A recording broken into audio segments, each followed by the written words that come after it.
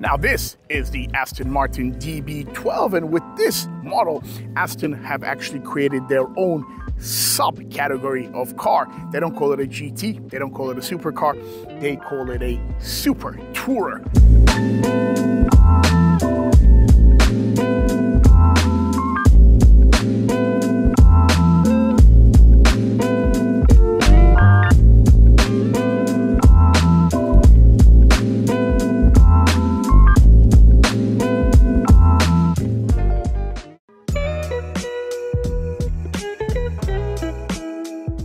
Now, let's have a closer look, shall we? Under the bonnet sits, as we have been accustomed to it, an AMG-sourced 4-liter bi-turbo. It will produce 670 brake horsepower, 800 Newton meters of torque.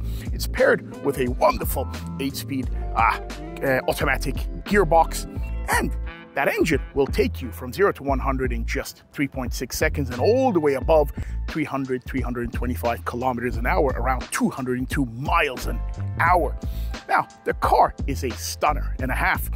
There have been some subtle improvements compared to the DB11, which was in the market 7 or 8 years, and a very popular car in its own right, but it was kind of getting a little dated. Now, to the exterior, you've had some wonderful upgrades. Some air intakes. The air intake of the car has actually been improved about 50%, allowing more cool air and allowing more power and speed as a result of that. Now, of course, this DB12 is a V8. The DB11, you could get it as a V8 or a V12. However, the V8 in here is more powerful and stronger than the V12 you used to get with the DB11. Now, it's when you really get inside the car that you notice the huge, elegant advancements that Aston Martin has made. For example, there's a new infotainment system, the seats, the whole ambiance inside has been improved dramatically, and it simply looks wonderful. Now, without further ado, I'm going to do the GoPro tour. We're going to go inside, have a detailed look inside, and then, of course, we're going to take this beautiful DB12 for a drive. I'm Alp Sarper, and welcome to my YouTube channel. Well, here we go. Let's do the GoPro tour, shall we? I like doing this because it gives a real POV of the vehicle in question. Now, without further ado, let me show you the front grille of the Aston Martin DB12, which has grown significantly, and that growth now allows for about 50% more intake. I remember they did this in the DBX 707 as well, compared to the regular DBX, allowing more air, allowing more power, more performance, more cooling naturally. So that's that. You have new kind of headlights over here. They look beautiful, very different from the DB11. And then you've got these new air vents over here as well, which you didn't have in the DB11. Now, furthermore, I want to show you one of its party tricks, which I rather like. And that is when you lock the car, look at the way the mirrors fold up. Here we go. That it really is a piece of engineering marvel, I gotta say. You know, let me show it to you from this way. Let's hold it there. See, it kind of flips down, very beautiful. I don't think it saves much space when you do that. I think it's just more of a party trick, maybe a couple of inches over there, but that's that. Now let's talk a little bit about the wheels here. Now, for the first time, they've used Michelin Pilot Sport tires over here, and the wheels that I have on this one are 21-inch 725/35s, very kind of thin profile, very beautiful. And when it comes to the brakes, you can have two options. You can have steel brakes, or you can have the upgraded ceramic, carbon ceramic brakes. The side profile of the DB12 is absolutely beautiful. Got more air vents over there. The doors are opened like so, beautiful. And one thing I quite like is when you open the door in a certain place, it will stay that way. Of course, the doors do open somewhat wide and they kind of curve up, but that's all a part of the design, the beautiful, beautiful design. Here we go, beautiful side profile over here. And then as we head to the back, I want to show you these beautiful rear lights. these stop lamps that have been they're new on the car. You didn't have these on the DB11. They look beautiful.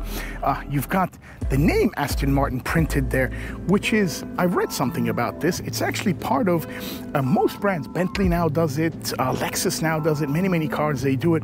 And apparently it's kind of geared towards the Chinese market, because in China, not everybody can recognize the Aston Martin emblem. Oh, on that note, the emblem has changed slightly as well. There's a new Aston Martin font right there.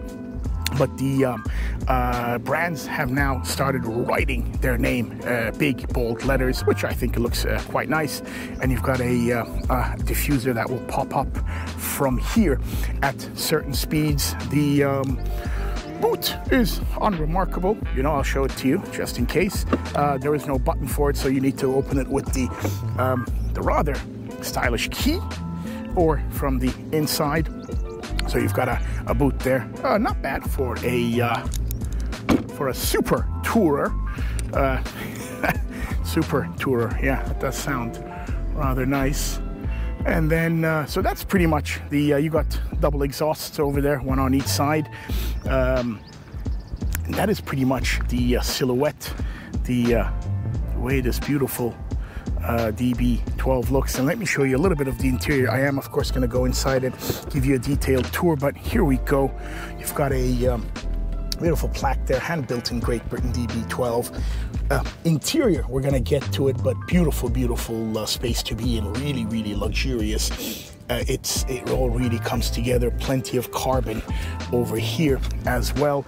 And for those who might not know, of course, built in England, if you want to open the hood, pop the hood, then you got to do it from the right side, even though this is a left-hand drive, and that's done in this way. You have to get here, dive in. There's a little red toggle type thing over there. You pull that, and then the hood will pop. Then you got to open it. And I want to show you this beautiful V8, great V8, sourced from AMG, 4-liter bi-turbo, 670 brake, 800 Newton meters of torque. Really nice. You can even see the Mercedes badges there, the AMG badges, and of course plenty of Bosch equipment in there. And of course right here, hand-built in Great Britain, final inspection by Kieran Coffey. I hope I'm pronouncing the coffee bit right, but that is the beautiful engine of the Aston Martin DB12. Now, without further ado, let's get inside the car. I really want to explore the beautiful interior cabin, and then of course we're going to take it for a drive.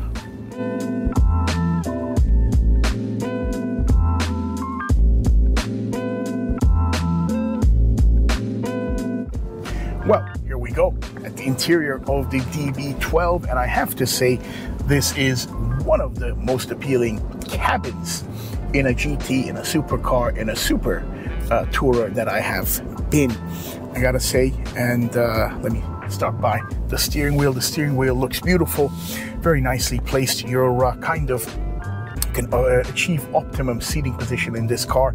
It kind of looks like, it kind of feels like you're sitting up quite high, so you don't feel like you're in a super car. You don't feel like you're in a massive GT, for example, like the Continental GT, which is a beautiful car, by the way. You kind of feel like you're in between the two. Great steering wheel, round this time, not like the DB11, which was quite an odd shape. The controls are quite simple. I feel some of them have been borrowed from Mercedes-Benz. This indicator switch has definitely been borrowed from that, but apart from that, not a lot has been borrowed from Mercedes-Benz, which is something we had become quite accustomed to in Aston Martins. Now, I can't really say anything else, as there are two digital screens, 10 inches over here. You have your kind of the one with the speedometer, with all that kind of thing, your RPMs. That's configurable in certain ways, not incredibly configurable, but very nice. Sits very good to your eye level. And then you have your infotainment in the middle. You have your flappy paddles over here, which now turn with the steering wheel as opposed to sitting here. People prefer it different ways. I have no preference. This is quite nice. the whole interior is beautiful. You have, for the first time, you have the Bowers and Wilkins stereo system. I think 18 speakers, something like that. Bowers and Wilkins, that is, around, you know, fantastic surround sound you get over here. The details up here, beautiful leather. The seats, you can get 3 seats, comfort, bucket, or sports. I believe we have the sports seats in here, which is best of both worlds. So it gives you enough support, but it won't break your back on very long journeys, because after all, this does have a GT function to it, GT functionality, let's say. Over here, this is a vast improvement. The DB11, it was getting a little bit dated inside. Granted, it was there for just under a decade, but this whole bit looks wonderful. You have your you know, AC controls, your climate controls are manual. Your car controls are also manual, so you can put your exhaust, your damper controls over here. Traction control, start stop is in the middle. You have your selector drive mode, so you get wet, individual, GT, sport plus. That's pretty good. You get 5 settings over there. Just the whole cabin is a beautiful premium luxury cabin to be in. Seats in the back, not so much, perhaps for some storage, not really for any kind of anybody above the age of 3 will not be able to sit there, but it is beautiful. You have a massive subwoofer right there, the Bowers & Wilkins subwoofer right behind, but just generally a beautiful place to be in. And you have heated and ventilated seats, which is a must. It's a pure must here in the GCC region. That's about it, in a nutshell. What a beautiful cabin to be in. Off we go. Now, I've been driving the DB12 for a couple of days now, and I think while we can all agree that the performance of this wonderful car is fantastic, you know, it's got bigger turbochargers, it's got more intake, a very capable, very powerful V8, producing even more power than the previous DB12s, or beg your pardon, DB11's V12. I always like to see how these kinds of cars bode on the everyday roads, and I have to say, you sit up high, you've got a beautiful cabin, you've got that came because there was some dust in front of me. So you sit up high, you have a beautiful cabin, very comfortable. When you have it in GT mode, it's very smooth, despite the very sporty Pilot Sport Michelins that this car has. It rides on 21s, of course. You see, let me go over a bump quite gently. I mean, just, it's a real pleasurable daily drive. So I guess on that front, we can tick the GT box, the Grand Tourer box, and then we would have to put it into manual, we would have to put it into Sport Plus, drop the gear somewhat to see if we can, you know, get the supercar bit. Well, I've just noticed something there, to be honest. I think there's quite a bit of turbo lag right there. I had it in Sport Plus, and I had it in manual, and took a while for it to get there. Anyway, I'll get to that when I get to that. But as an everyday car, pretty good.